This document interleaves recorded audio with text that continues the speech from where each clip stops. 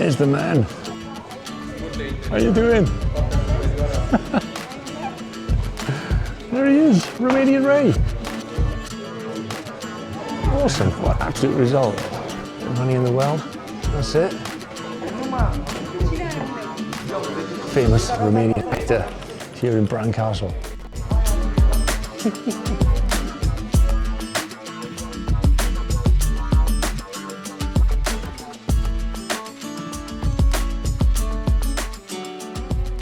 After some driving and some searching, we have eventually found the somewhat tricky to find Batcave, which apparently should be housing horseshoe bats.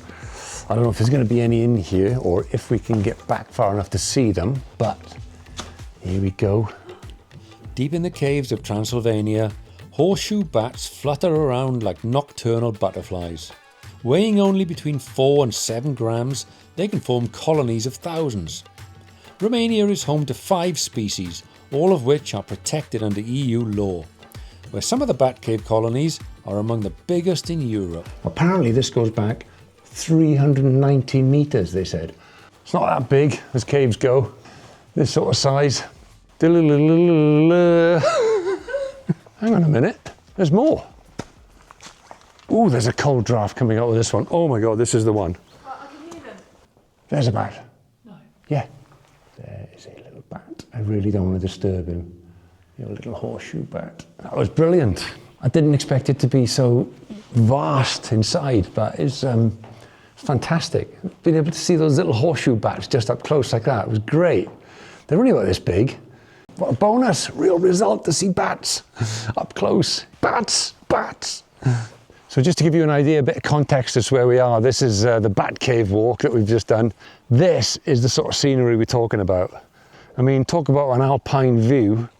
We've got the Carpathian Mountains in the distance, and your typical rural Romanian will be living down here or up there on the hillside, preparing for winter and what have you. Farmhouses down the end of the track. How the hell they get there, I'll never know. Well, I've just woken up high on a hilltop here, somewhere in Transylvania. We're in this high village. Came up here to spend the night and see what the views are like. Pretty spectacular in the dark last night, but let's see what it's like this morning. Here we go, big reveal. Oh, okay. Ah, man. Jesus, look at that. Absolutely chucking it down. No view whatsoever. Ah, Transylvania, you've done it again. Right, back to bed, I reckon.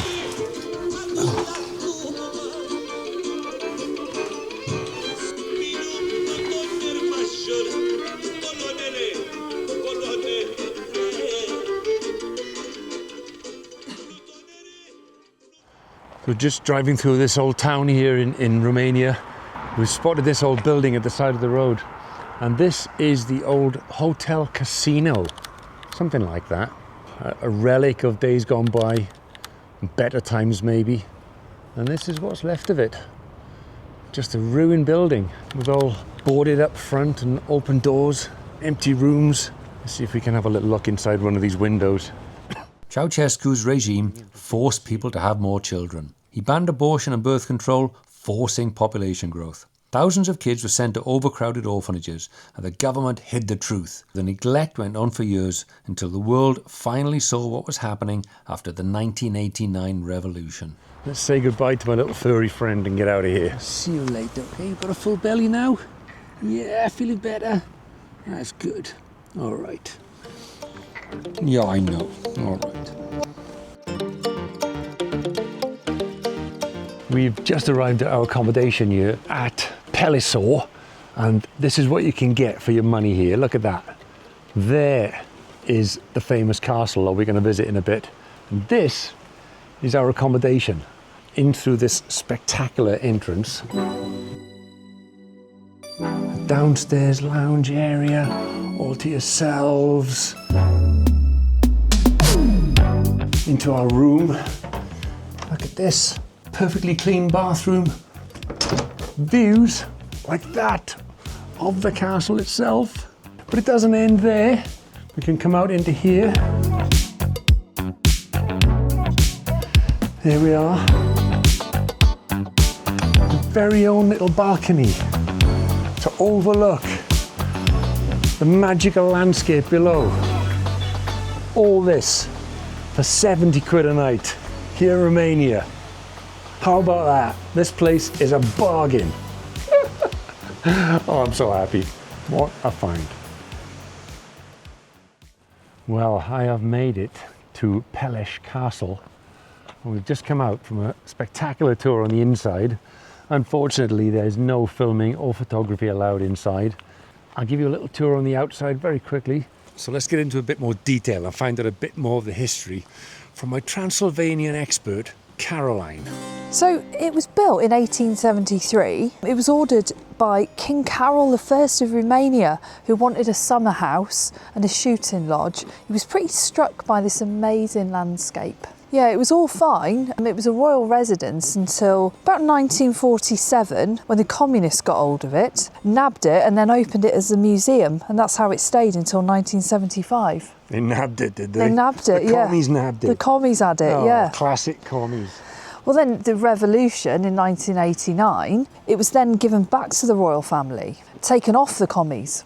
If you want to know more about the revolution in 1989 and Ceausescu, look up some videos on that. It's absolutely fascinating, by the way. Mind-blowing. So 1990, given back to the royal family, and then they leased it back to the state, and it's been a museum ever since. Not your average royal family, that. No, ever so nice. So we've got Pelisor Castle right here, as I just told you, about its history and the fact that the king bought it for his nephew, or had it made. And that right there, if you can see, is our accommodation for the night. You can be literally a stone's throw away from such classics as this. Pelisor and Peles just down there through the trees. It's quite hard to say all these names. Romanian doesn't come naturally to me. Would you want to stay in a place like this? Not bad, is it? This is going to be exciting.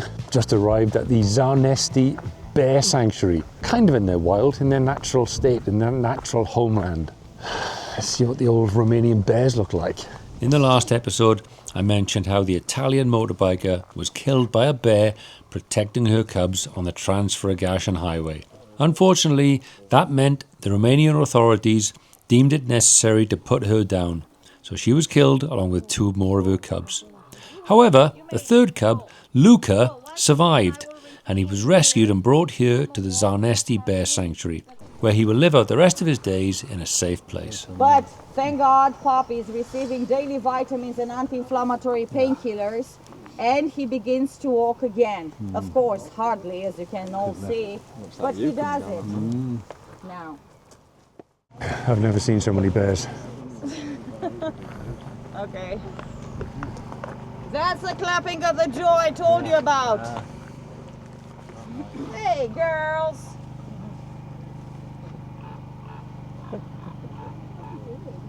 Socializing. Another very interesting thing, and I think you all do know it. Female bears are more aggressive than the boys. Well, we've just done a little tour of the Libearty Bear Sanctuary here. It really is good. It's good quality. The people are the best. It's amazing. I'm going to donate and help them with their funds to keep them fed every day and look after these amazing animals. But we're just making our way back, and we were just trying to work out does anybody out there know the collective noun for bears? I love a good collective noun, me. And my favourite one, I'll give you a start off. My favourite collective noun is slugs. When you've got a group of slugs together, what are they called? A cornucopia of slugs. Best collective noun ever. Well, what is it for bears? Let me know. Let me know down in the comments below, because I haven't got a clue right now. I know. Go on, give me a clue. I gave you a clue. Clouseau? Clouseau, something to do with the detective. MacGyver of bears. A detective of bears? No. No, but what was Clouseau? He was a private detective. He was no. a bit of a... Pervert of bears. A lunatic of bears. Okay, what was Miss Marple like? A sleuth of bears. Yes, a sleuth. Keep the noise down. I've got it. It's a sleuth of bears, guys. After I just asked you to guess it. Now we've all learned something today. Right, so you've adopted Alexandra for the year. Alexandra, yeah. How very nice. Oh, well done. My namesake. I'm sure he'll be, or she, will be very happy now, full of food for the next year. Well done.